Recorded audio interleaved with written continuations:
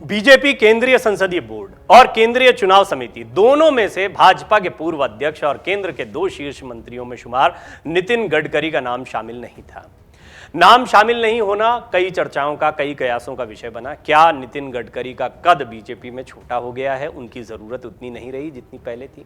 नितिन गडकरी के साथ ही साथ सबसे पुराने और सबसे लंबे समय तक मुख्यमंत्री रहने वाले शिवराज सिंह चौहान का भी पत्ता काट दिया गया। इसके बाद भी कई कयास लगाए जाने लगे।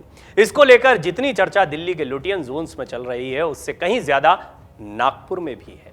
एक बड़ा सवाल यह भी उठ रहा है कि क्या आरएसएस प्रमुख मोहन भागवत से संघ और भाजपा में अब प्रधानमंत्री मोदी का कद बड़ा हो रहा है? प्रश्नवाचक चिन्ह, ये एक बड़ा सवाल है।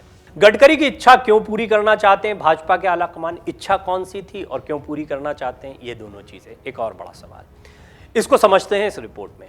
केंद्रीय मामले में भाजपा का कोई भी निर्णय उसके राष्ट्रीय अध्यक्ष जगत प्रकाश नड्डा का माना जाता है, लेकिन सत्ता के गलियारे में सभी को पता है कि कोई भी पत्ता बिना प्रधानमंत्री मोदी और केंद्रीय गृह मंत्री अमित शाह की अनुमति के नहीं हिलता। कुछ समय पहले ही नितिन गडकरी ने पहले और आज की राजनीति की तुलना करते हुए इससे संन्यास लेने की इच्छा व्यक्त कर दी थी। 17 अगस्त को जब भाजपा ने करीब दोपहर 1:50 पर दोनों पत्र जारी किए, तो इससे देखकर भाजपा के ही एक वरिष्ठ नेता ने प्रतिक्रिया दी कि चलिए गडकरी जी, लोग अब आपकी इच्छा पूरी करना चाहते हैं। ये किसी से छिपा नहीं है कि भाजपा के पूर्व अध्यक्ष नितिन गडकरी आरएसएस प्रमुख मोहन भागवत के दुलारे हैं, संघ के करीब रहे हैं, नागपुर से आते हैं, सांसद होने के साथ साथ स्पष्टवादी भी हैं, अपनी बातें स्पष्टता से रखते हैं। राज्य सरकार से लेकर पार्टी के संगठन में और फिर केंद्र सरकार को लगातार अपने कामकाज का लोहा भी मनवाते रहे हैं। राजनीति के गलियारे में यह भी दोनों लोगों को पता है कि मोदी सरकार पार्ट 1 के कार्यकाल में गडकरी काफी मुखर थे। उनके आवास पर एक रात्रि भोज हुआ था, उसमें मोहन भागवत भी थे और प्रधानमंत्री भी थे। पूरे 5 साल गडकरी ने बिना कोई परवाह किए निष्कंटक तरीके से अपना मंत्रालय चलाया, लेकिन दूसरे कार्यकाल में वो काफी शांति से चलते रहे। बहुत ही आपने देखा होगा किसी भी सार्वजनिक मंच पर बीजेपी के नेताओं के साथ में या चुनाव प्रचार के दौरान वो दिखाई नहीं पड़े। भाजपा के दूसरे सबसे मान्य नेता हैं गडकरी, इस बात को भी इनकार नहीं किया जा सकता है। कैसे? प्रधानमंत्री मोदी की लोकप्रियता को छोड़ दें तो भाजपा और इसके सहयोगी दलों और विपक्ष में परिवहन मंत्री नितिन गडकरी की दमदार छवि है। बिगाड़ कर चलने में वो कम भरोसा रखते हैं, सबको साथ लेकर चलने में भरोसा रखते हैं। पक्ष या विपक्ष का सांसद नेता उनके पास जाए तो कुछ लेकर ही लौटता है। गडकरी की एक पहचान और है, वो महाराष्ट्र के नेताओं में शरद पवार, उद्धव ठाकरे, अशोक चव्हाण, पृथ्वीराज चव्हाण, नाना पटोले, राज ठाकरे के बीच में अच्छे संबंधों के लिए जाने जाते हैं। इसके अलावा बिहार के मुख्यमंत्री नीतीश कुमार, कांग्रेस के तमाम नेताओं और भाजपा के सहयोगी दलों में भी उनकी अच्छी खासी पैठ है। भाजपा के भीतर कार्यकर्ताओं से लेकर पार्टी के नेता तक नितिन गडकरी की न केवल अपनी अलग पहचान है, बल्कि लोगों से निजी रिश्तों की वेवलेंथ भी बिल्कुल अलग नजर आती है। यही स्थिति संघ में भी है। यह भी सही है कि नागपुर के नितिन गडकरी और नागपुर के ही महाराष्ट्र के युवा उप मुख्यमंत्री देवेंद्र फडणवीस हैं। फडणवीस संघ के चहेते, प्रधानमंत्री के दुलारे हैं। गडकरी और फडणवीस अब राजनीति में बुरी तरह प्रतिद्वंदी दिखाई देते हैं, खासतौर पर इस फैसले के बाद। तो वैसे तो महाराष्ट्र के पूरे सियासी घमासान में वो प्रतिद्वंदी दिखाई देते हैं। अब एक और बड़ा नाम, शिवराज सिंह चौहान, इनको बाहर रखकर भी एक संदेश देने की कोशिश की गई है। मध्य प्रदेश के मुख्यमंत्री शिवराज सिंह चौहान को भाजपा की वरिष्ठ नेता उमा भारती ने अपना विकल्प बताकर मुख्यमंत्री बनाया था। एक आपसी सहमति थी कि उमा भारती जांच से बेदाग होने के बाद फिर राज्य के मुख्यमंत्री की कुर्सी पर बैठेंगी, लेकिन उमा भारती को इसके बाद कभी ये अवसर नहीं मिल पाया। शिवराज सिंह चौहान बारीक राजनीति के लिए जाने जाते हैं। इसी कौशल के बल पर वो भाजपा के शीर्ष संस्थापक नेताओं के चहेते बने रहे। राज्य के लोगों के मामा मुख्यमंत्री बनकर 2018 तक निष्कंटक राज किया, कोई परेशानी नहीं हुई। 2020 में ऑपरेशन लोटस के जरिए फिर से राज्य के मुख्यमंत्री बन गए। हालांकि पिछला चुनाव वो कमलनाथ से हार गए थे, ये कहना गलत नहीं होगा, बहुत कांटे का मुकाबला था, सरकार बन गई कमलनाथ की, लेकिन बीच में फिर मौका मिल गया। पिछले कुछ समय से भोपाल के राजभवन से दिल्ली के गलियारे तक चर्चा है कि भाजपा मुख्यालय उनके स्थान पर नए चेहरे को अवसर देना चाहता है। इसके पीछे मंशा सरकार विरोधी लहर से बचाकर उत्तराखंड जैसा प्रयोग करते हुए 2023 में प्रस्तावित चुनाव में सत्ता में बने रहना भी है।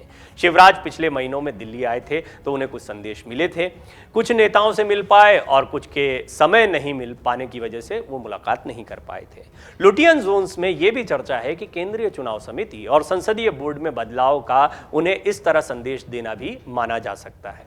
भाजपा के नेता इस तरह की संभावना से इनकार नहीं कर रहे हैं। उज्जैन के एक भाजपा नेता इसके लिए बीएस येदियुरप्पा का उदाहरण देते हैं। वो कहते हैं कि कर्नाटक के पूर्व मुख्यमंत्री को उनके पद से हटाने से पहले केंद्रीय मुख्यालय ने पहले कई स्तरों पर संदेश दिया था, फिर अपनी इच्छा व्यक्त की और मुख्यमंत्री बसवराज बोम्मई का नाम तय होने और येदियुरप्पा के इस्तीफा देने में कई महीने लगे थे।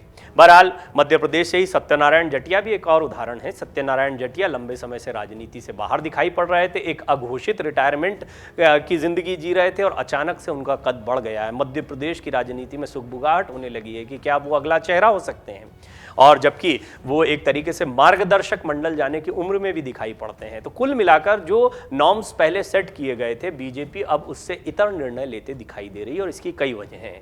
गडकरी और अमित शाह के बीच में सार्वजनिक कार्यक्रमों में भी नजदीकियां कम देखी गई हैं। अगर गडकरी की बात एक बार फिर की जाए तो यह भी एक गजब का त्रियुग्म है। जब गुजरात से दरबदर होकर अमित शाह दिल्ली प्रवास पर थे, तब नितिन गडकरी भाजपा के राष्ट्रीय अध्यक्ष थे।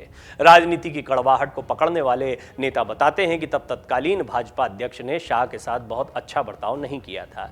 वैसे भी नितिन गडकरी के बारे में आम है कि वो खुद को शीर्ष नेता के स्तर के बराबर समझते रहे हैं, इसलिए गडकरी और अमित शाह के बीच में सार्वजनिक कार्यक्रमों में भी नजदीकियां कम दिखती हैं। दूसरी बात देवेंद्र फडणवीस की। नितिन गडकरी जब महाराष्ट्र के मुख्यमंत्री बनने की सोच रहे थे तो यह पद फडणवीस को मिल गया था।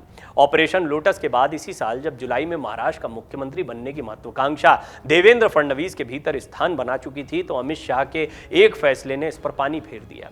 महाराष्ट्र में फडणवीस के खेमे के भाजपाई इस अवसर के जाने का दोष अमित शाह पर मढ़ रहे थे। देवेंद्र फडणवीस के विरोधी भाजपाइयों ने कुछ ऐसे पोस्टरों के बारे में जानकारी दी जिसमें अमित शाह का चेहरा ही नहीं था। उनका कहना था कि देवेंद्र फडणवीस के समर्थकों ने इस तरह से अपनी भड़ास निकाली है। भाजपा का एक तबका इसे इस तरह से भी समझा रहा है कि देवेंद्र फडणवीस को पार्टी की केंद्रीय चुनाव समिति में लेकर बहुत कुछ संतुलित किया गया है, क्योंकि आगे महाराष्ट्र में राजनीति की बड़ी लड़ाई लड़नी है, बीएमसी का चुनाव भी है और राज्य सरकार का भविष्य भी संभाले रखना है। आगामी चुनाव में उतरना है, उसके पहले अगर ये सरकार गड़बड़ाती है तो ये एक गलत मैसेज जाएगा वोटर्स के बीच, जनता के बीच में। अब सवाल उठता है, क्या मोदी ने सचमुच कोई संदेश दिया या उनके बढ़ते कद का असर है? प्रयागराज के संघ के एक नेता का कहना है कि उत्तर प्रदेश भाजपा में बहुत कुछ संतुलित नहीं चल रहा है, संतुलन की कोशिश हो रही है। उत्तर प्रदेश सरकार के दूसरे या तीसरे नंबर पर आने वाले वरिष्ठ नेता ने स्वीकार किया कि देश प्रधानमंत्री मोदी और अमित शाह तथा उत्तर प्रदेश के मुख्यमंत्री योगी आदित्यनाथ के पूर्ण मार्गदर्शन में चल रहा है। इस लाइन का छिपा संदेश यह है कि तीन के बिना पत्ता बमुश्किल हिलता है। पिछले साल मई के महीने से मुख्यमंत्री योगी आदित्यनाथ को बदले जाने की चर्चा ने जोर पकड़ा था और कहा जाता है कि अपने दमखम और संघ की छत्र छाया पर मुख्यमंत्री पदासीन रह गए, जबकि उत्तराखंड में 6 महीने के भीतर 3 चेहरे बदल गए। अब भाजपा के कई नेता दबी जुबान से कहने लगे हैं कि चुनावी रणनीति में प्रधानमंत्री मोदी की छवि के आगे कोई नहीं है, इसलिए मुमकिन है कि वो राजनीतिक मामलों में किसी की दखल की गुंजाइश कम करना चाहते हों। नितिन गडकरी और शिवराज सिंह चौहान जैसे चेहरों की जगह युवाओं को अवसर देने के बहाने इसका भी संदेश हो सकता है। प्रधानमंत्री मोदी और अमित शाह के मार्गदर्शन में भाजपा ने बुलंदियों को छुआ है। संघ के भी नेता मानते हैं कि प्रधानमंत्री निरंतर संघ की विचारधारा को आगे बढ़ा रहे हैं, इसलिए न केवल देश में बल्कि भाजपा और संघ में उनके अनुयायियों की संख्या तेजी से बढ़ी है। अब वो एक बड़े कद्दावर और सबसे लोकप्रिय चेहरे के तौर पर सामने देखे जाते हैं। जब वो बाहर विपक्ष को या प्रतिद्वंदियों को धूल चटाने में लगे हैं, तो वो घर के भीतर किसी भी तरह की प्रतिद्वंदिता को कैसे स्वीकार करेंगे, ये एक बहुत बड़ा प्रश्न है। नितिन गडकरी के बारे में बहुत स्पष्ट तौर पर कहा जाता है कि नितिन गडकरी सर्वमान्य तौर पर बीजेपी के अंदर एक लोकप्रिय चेहरा हैं। वो बीजेपी के सबसे बड़े नेताओं में शुमार हैं और ऐसे में तब जबकि वो उस लीग में नहीं दिखाई देते हैं जो प्रधानमंत्री मोदी के इर्द गिर्द दिखाई देती है, वो कैसे सामंजस्य बैठा पाएंगे। दरअसल इसका बड़ा उदाहरण है पश्चिम बंगाल, उत्तर प्रदेश जैसे बड़े चुनाव, जहां पर उनकी मौजूदगी न होना या उनका नदारद रहना चुनाव प्रचार के दौरान कई प्रश्न चिन्ह पहले भी खड़े कर रहा था।